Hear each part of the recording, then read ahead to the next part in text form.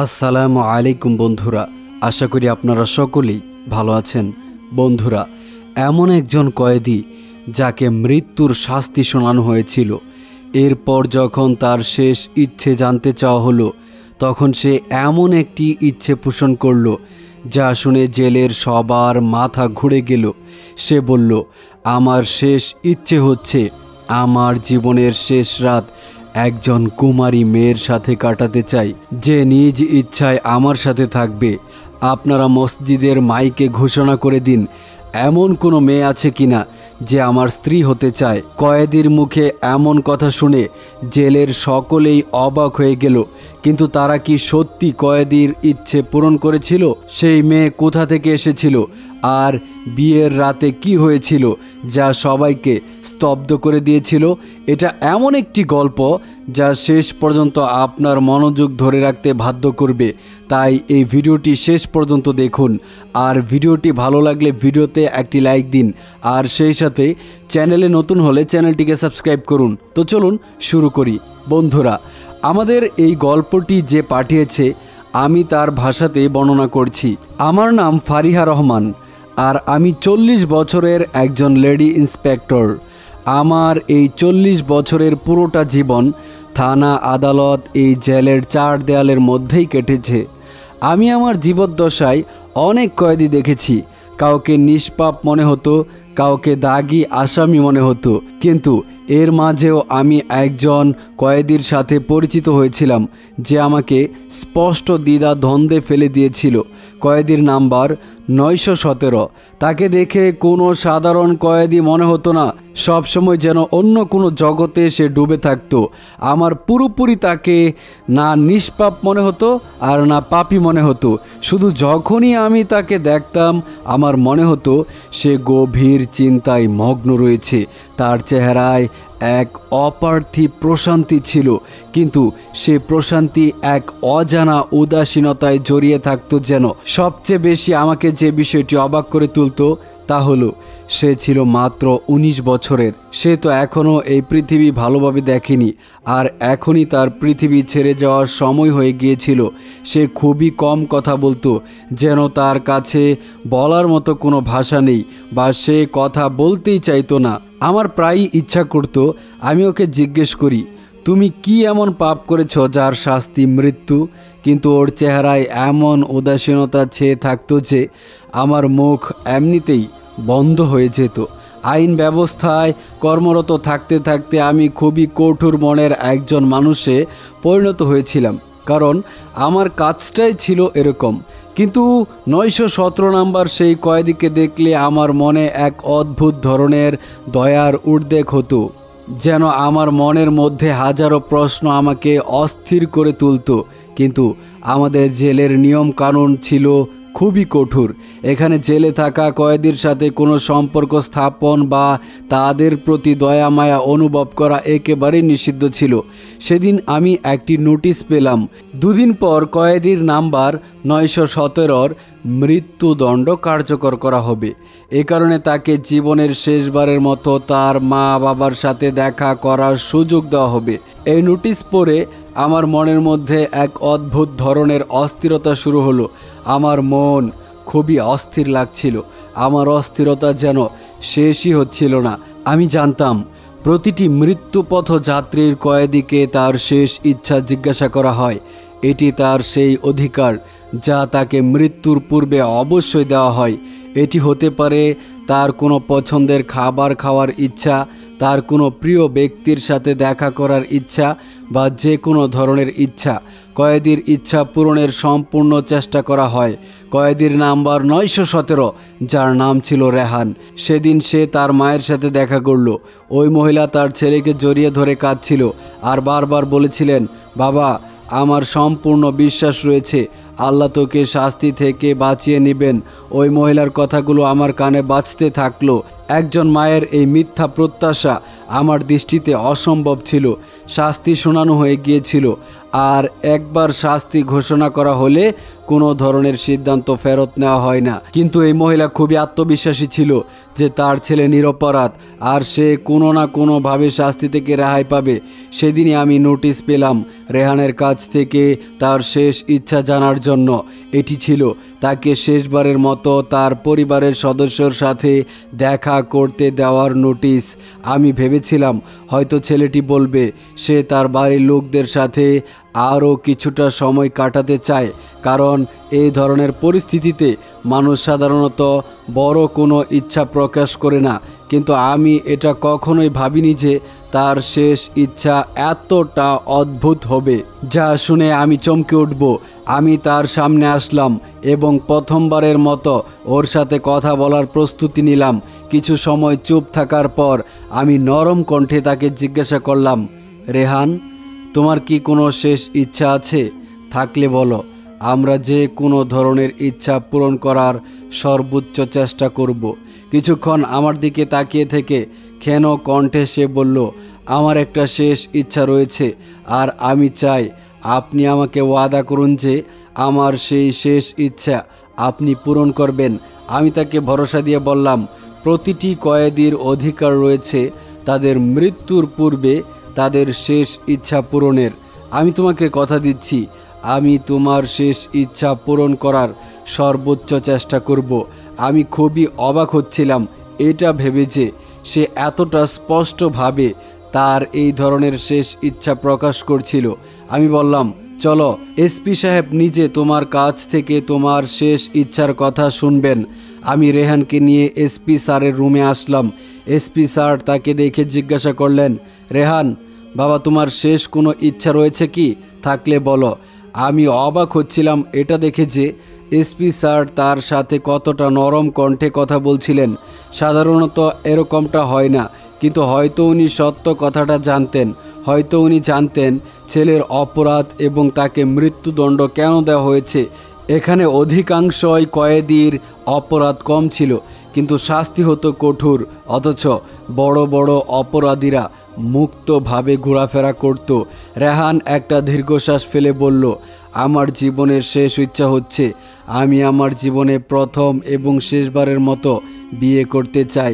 আমি বিয়ে করতে চাই এবং আমার জীবনের শেষ রাত আমার স্ত্রীর সাথে কাটাতে চাই। এই কথা শোনা মাত্রই যেন সম্পূর্ণ রুমে নীরবতা ছেয়ে গেল। আমি এবং রুমে থাকা সবাই একে অপরের দিকে তাকাতে লাগলাম। এসপি সাহেব কিছুটা চুপ হয়ে থাকলেন, তারপর জিজ্ঞাসা করলেন, বাবা, বিয়ে তো তোমাকে আমরা দিয়ে দিব, কিন্তু কোন মেয়ে তোমাকে বিয়ে করবে? কোনো মেয়ে এটা জানা সত্ত্বে তোমাকে বিয়ে করবে যে পরবর্তী দিন তোমাকে মৃত্যুদণ্ড দেওয়া হবে?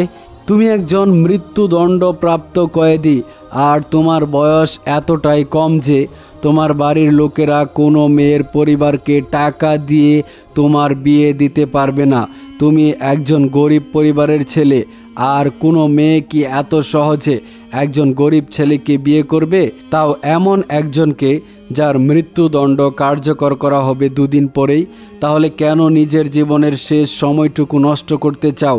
এসপি স্যার কিছুক্ষণ চুপ করে রইলেন, তারপর আবার বললেন, তুমি অন্য কোনো কিছুর কথা বলো, যেন তোমার পছন্দের কোনো খাবার বা বিশেষ কোনো ব্যক্তির সাথে দেখা করার ইচ্ছা।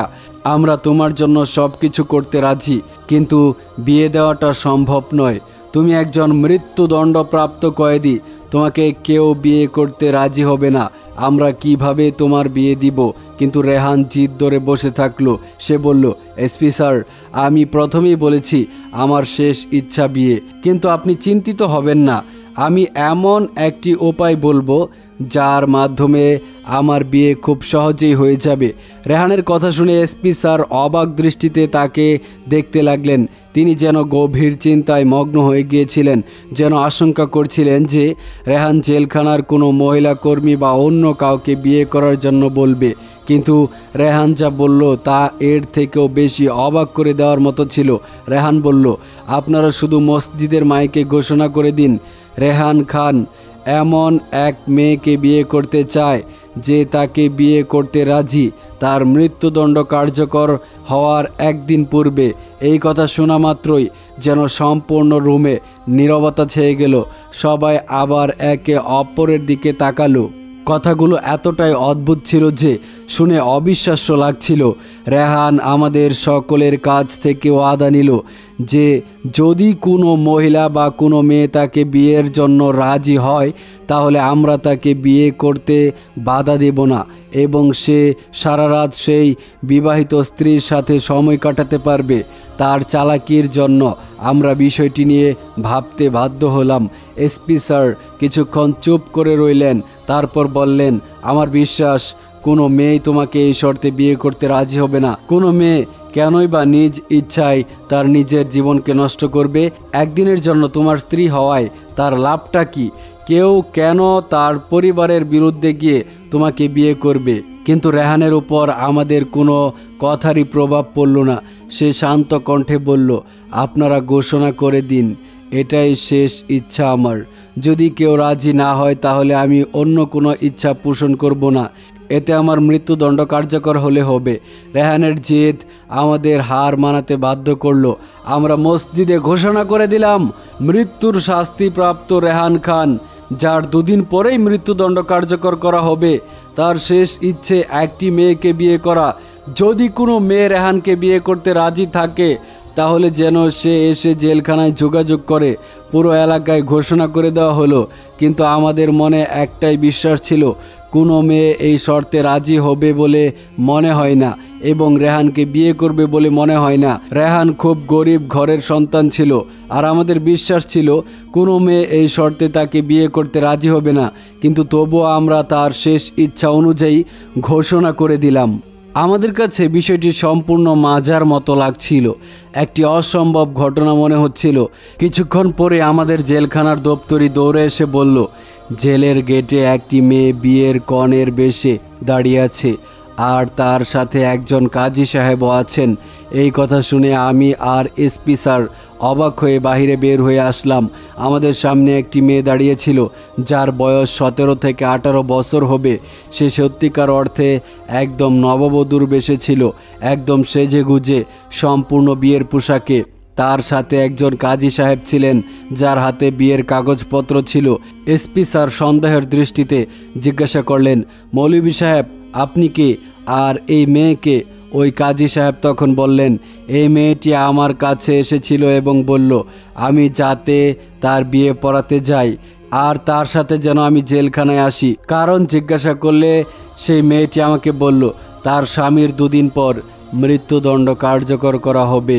আমরা সবাই কাজী সাহেবের এসব কথা শুনে অবাক হয়ে গেলাম। তিনি বললেন, আমি মেয়েটিকে অনেকবার বুঝালাম, বললাম মা তুমি কেন তোমার জীবনটা নষ্ট করতে চাইছ? কিন্তু সে তবুও অটল রইল। সে বলল সে শুধুমাত্র এই কয়েদিকে বিয়ে করবে, এটাই এই মেয়েটির শেষ ইচ্ছা। কারণ সে নাকি কোনো এক কয়েদিকে সত্যিকার অর্থেই ভালোবাসে এবং সে ওই কয়েদিকে বিয়ে করতে চায়। এই সমস্ত ঘটনা শুনে এসপি সাহেব ব্যাপকভাবে অবাক হয়ে গেলেন এবং তিনি আরও চমকে গেলেন যে একজন কুমারী মেয়ে কিভাবে একজন দাগী আসামিকে বিয়ে করতে চাইছে। তারপর সেই এসপি সাহেব সেই মেয়েটিকে জেলখানার ভেতরে নিয়ে গেলেন।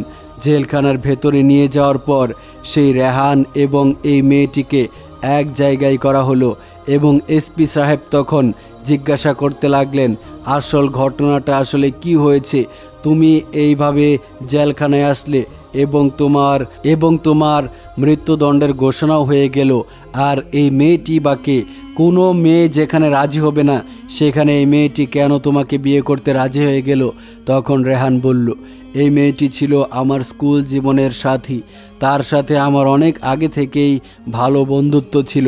আমরা একসাথে লেখাপড়া করি, একসাথে বড় হয়ে উঠি। এই মেয়েটির সাথে কলেজ জীবনে সম্পর্ক হয়ে যায় এবং তার সাথে আমার গভীর প্রেমের সম্পর্ক হয়ে যায়। তার বাবা অনেক পয়সার মালিক ছিল, এ কারণে তার বাবা আমাকে একদম সহ্য করতে পারেনি।